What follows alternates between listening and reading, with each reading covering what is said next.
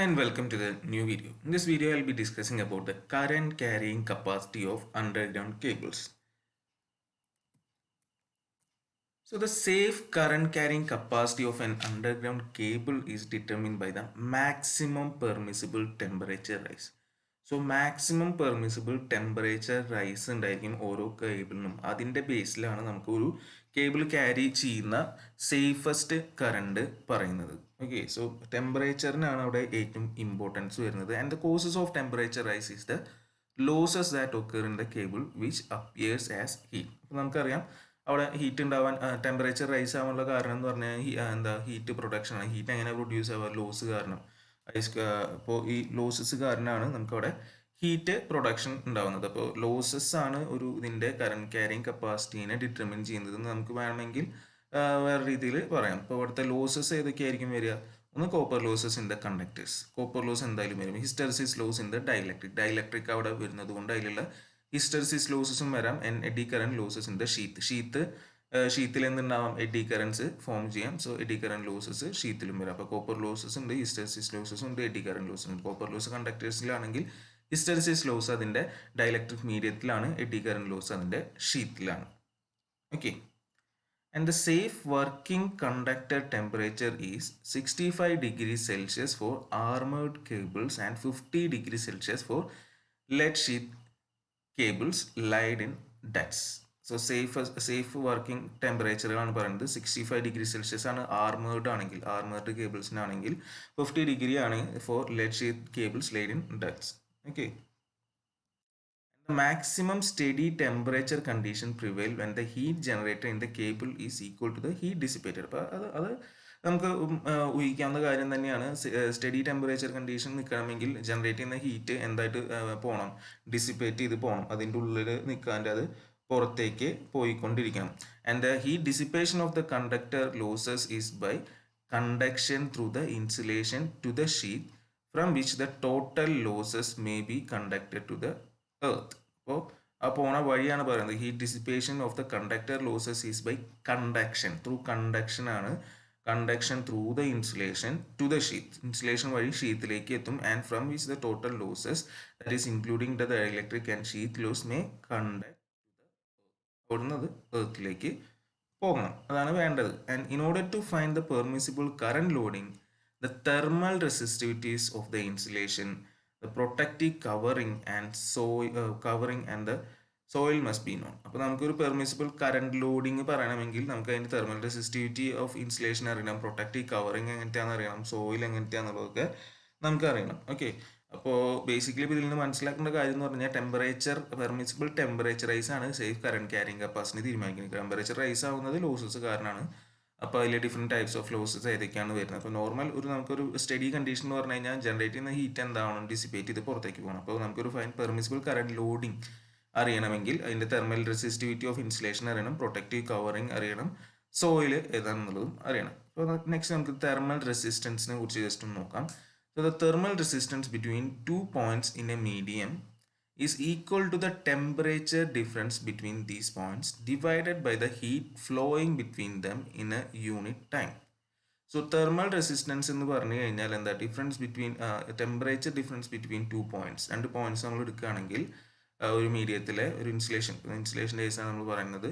2 പോയിന്റുകൾ തമ്മിലുള്ള temperature difference divided by the heat flowing between them in unit time. അപ്പോൾ അതിൻ്റെ ഇടയ്ക്ക് ഫ്ലോ ചെയ്യുന്ന ഹീറ്റ് ഒരു യൂണിറ്റ് ടൈമിൽ അതിൻ്റെ റേഷ്യോനെയാണ് നമ്മൾ തെർമൽ റെസിസ്റ്റൻസ് എന്നുള്ള രീതിയിൽ പറയുന്നത്. So thermal resistance can be represented as capital S and it is equal to the temperature difference divided by heat flowing in a unit time.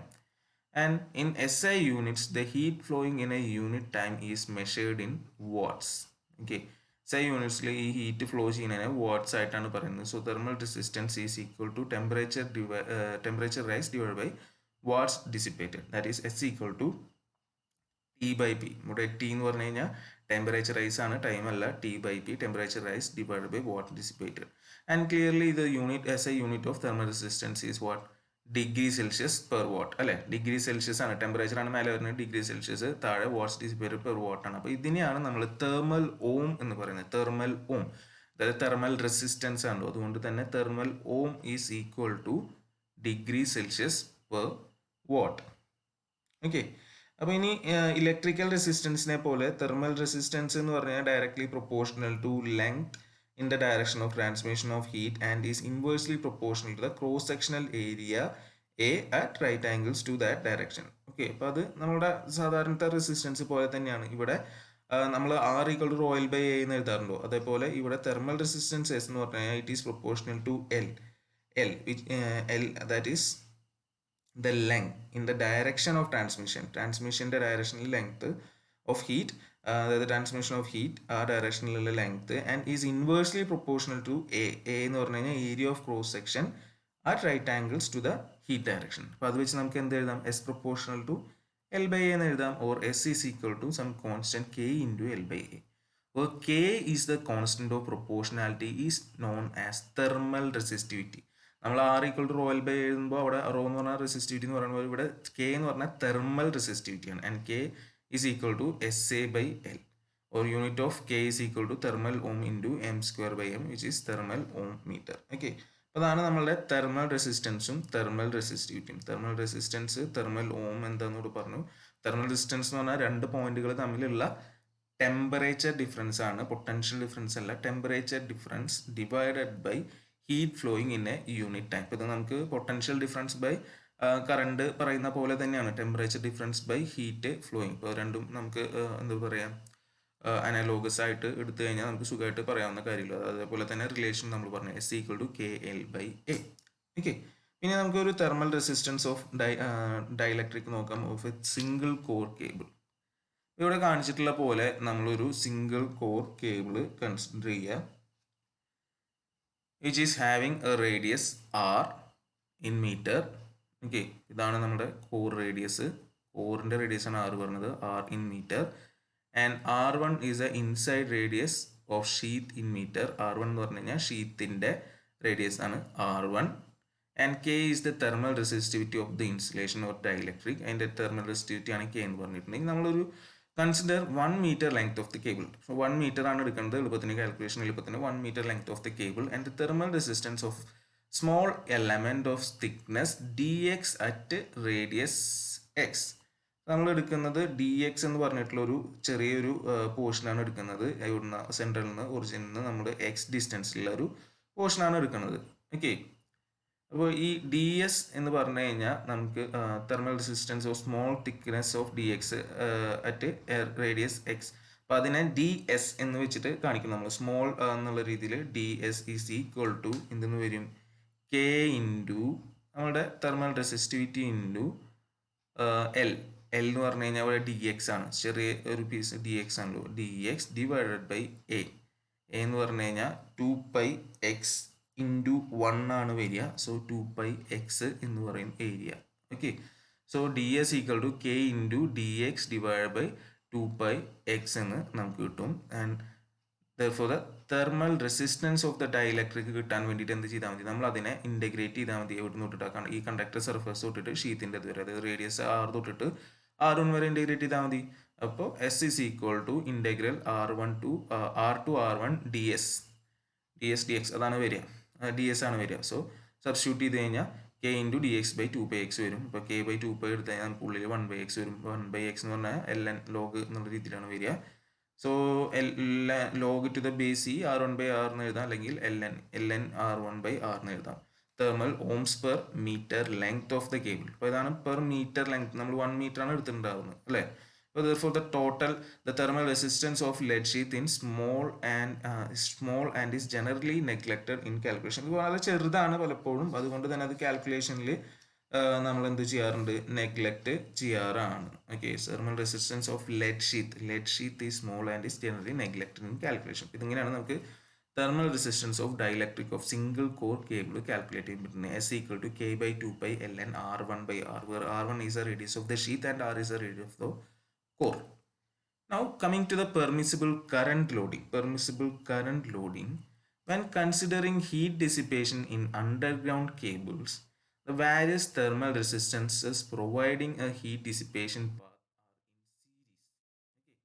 are in series. Okay. Underground കേബിളിലെ heat dissipation നോക്കുമ്പോൾ നമ്മൾ various thermal resistance series ആയിട്ടാണ് നിൽക്കുന്നത്. For they add up like electrical resistance in series. അത് electrical resistance പോലെ തന്നെയാണ് സീരീസിൽ വന്നു കഴിഞ്ഞാൽ നമുക്ക് റെസിസ്റ്റൻസുകൾ ആഡ് ചെയ്യാം. അവിടെ ആറുകൾ ആഡ് ചെയ്യുമ്പോൾ ഇവിടെ എസ്സുകൾ നമുക്ക് ആഡ് ചെയ്യാം എന്നുള്ള രീതിയിൽ. ഓക്കെ, നമ്മളൊരു കേബിൾ ലൈഡിനെ സോയിൽ എടുക്കുകയാണ്. അതിൻ്റെ ഐ എന്ന് പറഞ്ഞു കഴിഞ്ഞാൽ പെർമിസിബിൾ കറണ്ട് പെർ കണ്ടക്ടർ ആണെന്ന് വിചാരിക്കുക. I is the permissible current per conductor and N is the number of conductors. R is the electrical resistance per unit meter length of the conductor at this working temperature, and S is the total thermal resistance, which is equal to the sum of thermal resistances of dielectric and soil per meter length. Then T is a temperature difference or rise between the conductor and soil. Neglecting the dielectric and sheath losses, we have power dissipated is equal to I squared R ആണ് നമുക്കറിയാം എന്താ loss വരുന്നത്. അപ്പോൾ ഇവിടെ എത്ര conductor ഉണ്ടെങ്കിൽ അത്രയും times വരും. സോ ഡയലക്ട്രിക്സിൻ്റെ ഷീറ്റിൻ്റെ ലോസ് നെഗ്ലക്ട് ചെയ്യുന്ന n കണ്ടക്ടേഴ്സ് ആണ് നമ്മൾ പറഞ്ഞിട്ടുള്ളത്. n I squared R വരും. Therefore the power dissipated is equal to temperature rise divided by thermal resistance ആണ് നമുക്കറിയാം അല്ലേ. അത് പവർ ഡിസിപ്പേറ്റഡ് എന്ന് പറഞ്ഞു കഴിഞ്ഞാൽ temperature rise divide by thermal resistance ആണെന്ന് അറിയുന്നത്. കാരണം നമുക്ക് thermal resistance equal to temperature rise by power dissipater ആണല്ലോ. അപ്പോൾ ഇതിൽ നിന്ന് നമുക്ക് ഈ പവർ ഡിസിപ്പേറ്ററിന് എന്തെന്ന് സബ്സ്റ്റിറ്റ്യൂട്ട് ചെയ്യാം, NI squared R കൊടുക്കാം. So NI squared R equal to T/S വരും. Therefore the permissible current per conductor ഇതിൽ നിന്ന് സുഖമായിട്ട് കണ്ടുപിടിക്കാം. I കണ്ടുപിടിച്ചാൽ മതി. ആറും എന്നും താഴേക്ക് വരും. സോ T/NR എന്ന് വരും. Or I is equal to square root of T divided by NRS. ഇതാണ് നമുക്ക് എന്തിനുള്ള റിലേഷൻ കിട്ടുന്നത്, പെർമിസിബിൾ കറണ്ട് പെർ കണ്ടക്ടർ. അതിൽ T എന്ന് പറഞ്ഞു കഴിഞ്ഞാൽ ടെമ്പറേച്ചർ റൈസ് ആണ്, N എന്ന് പറഞ്ഞു കഴിഞ്ഞാൽ നമ്പർ ഓഫ് കണ്ടക്ടേഴ്സ് ആണ്, R എന്ന് പറഞ്ഞാൽ ഇലക്ട്രിക്കൽ റെസിസ്റ്റൻസ് ആണ്, S എന്ന് പറഞ്ഞു കഴിഞ്ഞാൽ ടോട്ടൽ തെർമൽ റെസിസ്റ്റൻസ് ആണ്. സോ തെർമൽ റെസിസ്റ്റൻസ് അവിടെ ഉണ്ടാവണം നമുക്ക്. So it should be noted that when cables are laid in the proximity to each other, the permissible current is reduced further on account of mutual heating. ഒന്നുകൂടി കുറയ്ക്കും mutual ഹീറ്റിങ്ങിൻ്റെ കൺസിഡറേഷനും കൊടുത്തിട്ട്. അപ്പോൾ ഇതാണ് generally permissible കറണ്ടിൻ്റെ equation എന്ന് നമുക്ക് പറയാം.